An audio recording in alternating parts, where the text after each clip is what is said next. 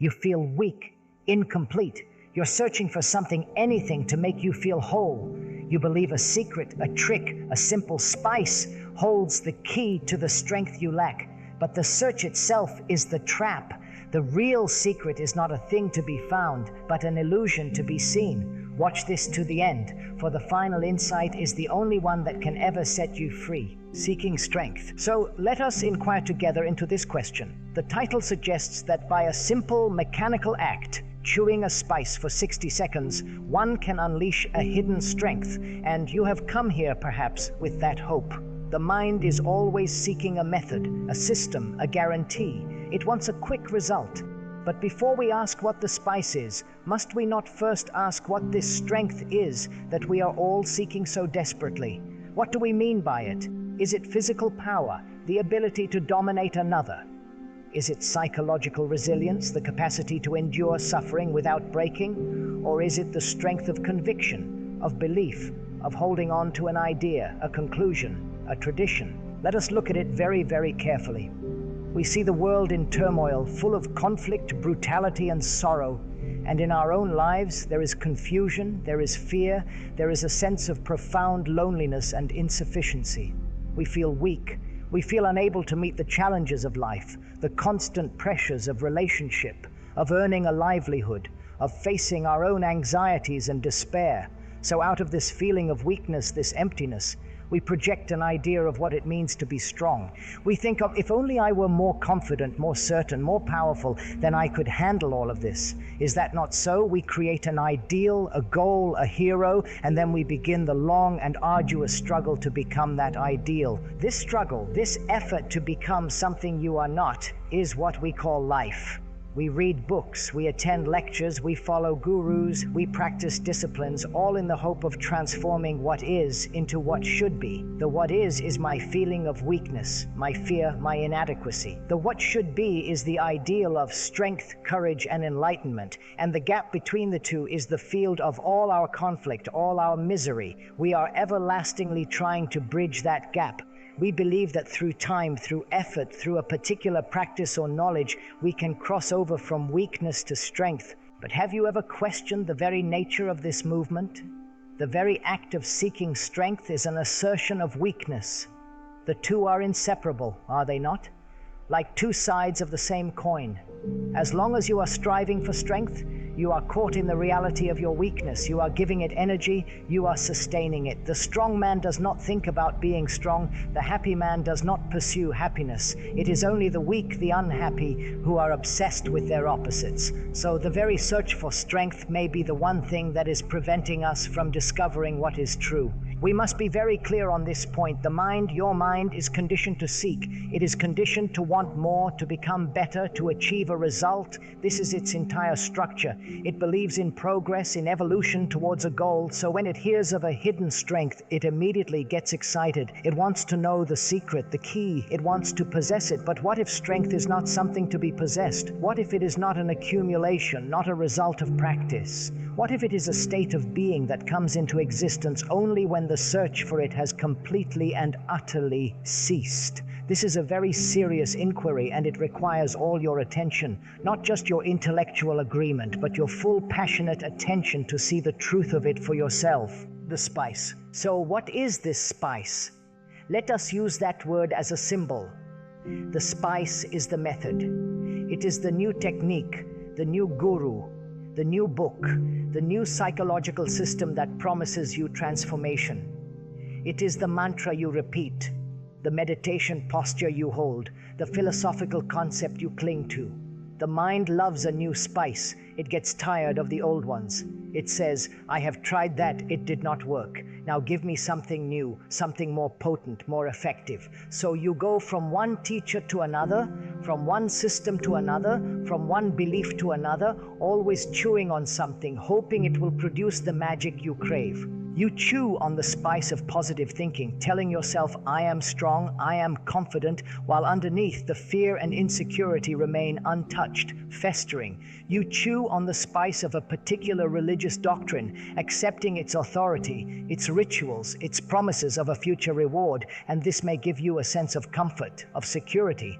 But is comfort truth? Is security freedom? Or is it merely a beautiful decorated cage? You have simply substituted one form of conditioning for another. You have not resolved the fundamental problem of fear, of the self, which is the root of all fear. Or perhaps the spice is more sophisticated. It is a psychological technique. You learn to analyze your past, to understand the causes of your trauma, to trace the origins of your fear. You accumulate a great deal of knowledge about yourself. You can explain why you are the way you are. You have a very neat formula. But are you free from it? Does the explanation of a fire put out the flame? You can explain your jealousy, your anger, your loneliness with extraordinary psychological detail, but the jealousy, the anger, the loneliness are still there. The knowledge, the explanation has become the new spice you are chewing on, and it has no reality in it. It is just a collection of ideas, of memories. Do you see the danger in this? The very search for a method, a spice, implies that the answer is outside of you. It implies that some authority, some system, some trick knows better than you. So you subordinate yourself to it. You become a second-hand human being. You are following a pattern, and in following a pattern, can there ever be freedom? Can there ever be that immense creative energy which we might call strength? Or is there only conformity, imitation, and therefore a subtle form of death? The mind that is following a method is a mechanical mind. It may be a very complex and refined machine, but it is still a machine. It is not a living thing. So we must ask ourselves, why do we want a method? It is because we want a guarantee. We are afraid of being uncertain. We are afraid of living without a map, without a guide. We want someone to tell us what to do, but life is not a fixed thing. It is a living, moving, unpredictable reality. To meet it, the mind must also be living, fresh, new, free from all patterns, from all spices. The moment you chew on a spice, you are relying on the past. The spice is a form of knowledge, a memory, a conclusion, and a mind that is burdened by the past cannot possibly understand the present. It can only translate the present into the terms of the past, and therefore it never sees what is new. It is a dead mind, and a dead mind can never know what strength is. Hidden weakness. The title of our discussion speaks of unleashing your hidden strength, but perhaps we are looking in the wrong direction altogether. Perhaps the real inquiry is not into a hidden strength, but into our very obvious weakness. What if the most important thing is not to gain strength, but to understand weakness, to look at it, to live with it, to see its whole nature and structure without trying to run away from it, without trying to cover it up with an ideal of strength? What if the real strength lies in the complete and total understanding of weakness? What is this weakness we feel? Please go into it with me now. Do not stay on the surface of the words. What is it? Is it not at its very root this sense of me? The I, the self, the ego that is constantly measuring itself against others. He is stronger, she is more intelligent, they are more successful. This constant comparison is the very movement of weakness, is it not? The me is a center of self-interest, of fear, of ambition, of wanting to become, wanting to achieve. It is a bundle of memories, of hurts, of pleasures, of conclusions. This center is what feels weak. This center is what feels afraid. So we say, I must control the self, I must discipline it, I must make it strong. But who is the I that is going to control the self? Is it not another part of the same self, another fragment of thought? So you have a division within yourself. One part of you, the ideal, is trying to conquer another part of you, the actual. This is the battle that rages within every human being. This is the source of all our inner conflict, our hypocrisy, our endless, exhausting effort. We are trying to strengthen the very thing that is the source of all weakness. We are polishing the bars of our own prison. Look at it. When you feel weak, what is actually happening? There is a sensation, a feeling, and immediately thought comes in and gives it a name. It says, this is weakness, or this is fear, or this is loneliness. The moment you name it, you have separated yourself from it. You, the observer, are looking at the thing called weakness. And because you have separated yourself from it, you feel you must do something about it. You must get rid of it, overcome it, find a spice to chew on. But what if there is no no separation. What if you are the weakness? You are not separate from the feeling. You are that feeling.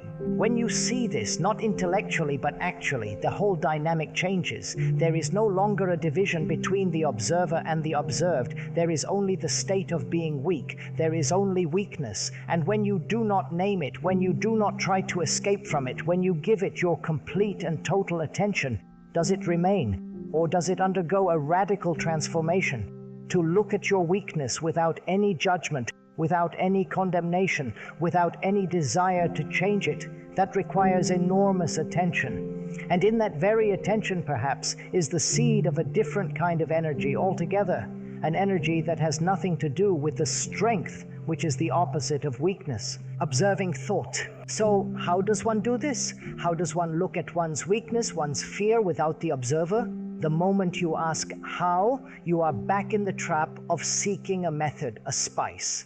The how implies a system to be practiced in order to achieve a result. And we have seen that any method, any system, only strengthens the very me that is the problem. So we must put aside the how. There is no how. There is only seeing. There is only observation. What does it mean to observe? When you look at a flower, you can look at it botanically, classifying it, naming its parts. That is the observation of knowledge of the past. Or you can look at it with all your senses, with a total stillness of mind, without a single word or thought. In that moment, there is only the flower in all its beauty, its color, its perfume. There is no you looking at the flower. There is only the state of perception. The division between you and the flower has ceased. Can we look at our own inner states in the same way? Can you watch a thought as it arises in your mind? Let's say the thought of I am weak. Watch it. See how it comes into being. It is a response of memory, is it not? You remember past failures, past hurts, what someone said about you. This memory, which is the past, projects the thought. Now, can you just watch this thought without judging it, without saying, I should not think this? Can you observe it as you would observe a cloud passing in the sky? It comes, it is there, and it goes. When you observe without any reaction, without any choice, you are giving that thought no energy to take root.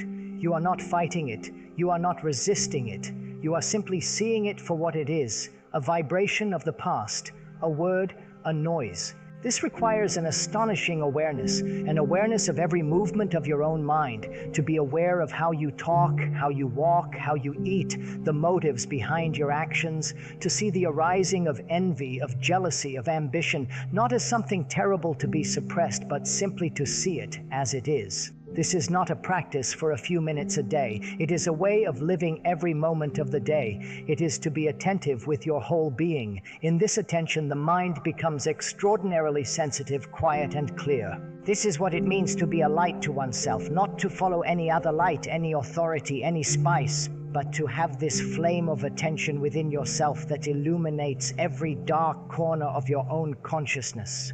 When there is this light, there is no need to seek strength, because in this light, the illusions that create the feeling of weakness are dissolved. The me, the self, which thrives in the darkness of inattention, is seen for what it is, a collection of thoughts and memories without any real, permanent substance. And seeing the false as false is the beginning of truth.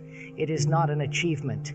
It is a perception. And that perception is its own action, its own liberation. True freedom. When one has gone into this very, very deeply, not just for an afternoon, but with one's whole life, one may come upon something entirely different. It is not the strength that was sought. The strength you were seeking was a reaction to weakness. It was born of fear. It belonged to the world of opposites, of conflict. What comes into being when the self, with its fears and its searching, is quiet, is an energy of a totally different dimension. It is not my energy or your energy. It is just energy. It is intelligence. It is love. This is not a romantic or sentimental idea. Love is not pleasure. It is not desire. It is that state of being where the me is not. And where the me is not, there is no conflict. There is no separation. This state is the real strength. It is not hidden. It has been there all the time, but we have been too busy, too noisy, too full of our own becoming to see it. It is like the immense sky which is always there, but we are so focused on the little clouds of our own problems that we never see the vastness in which they float. So the chewing of the spice for 60 seconds is an illusion. The real transformation does not happen in time. It is not a gradual process. It is a perception that happens out of time. It is the immediate seeing of the truth of what is. When you see that the seeker is the sought, that the thinker is the thought, that the observer is the observed, in that seeing, the division within yourself comes to an end. And where there is no division, there is no conflict. Where there is no conflict, there is peace.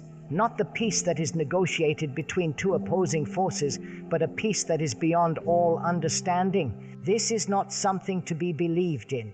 It is not a new conclusion to be stored away. If you do that, it just becomes another memory, another dead thing. It has to be discovered from moment to moment in the mirror of relationship, in the way you look at a tree, in the way you listen to another, in the way you face your own sorrow. Freedom is not at the end of a long road of discipline and practice. Freedom is at the very beginning. It is in the first step, which is to see yourself exactly as you are, without a single distortion, without a single wish for it to be different. True strength is not the power to achieve your ambitions or to resist life. It is the suppleness, the vulnerability, the intelligence to meet life anew each moment. It is the silence of a mind that is no longer seeking, no longer becoming, a mind that is completely and utterly still. And in that stillness, there is a benediction, a sacredness that is the true hidden strength of all existence.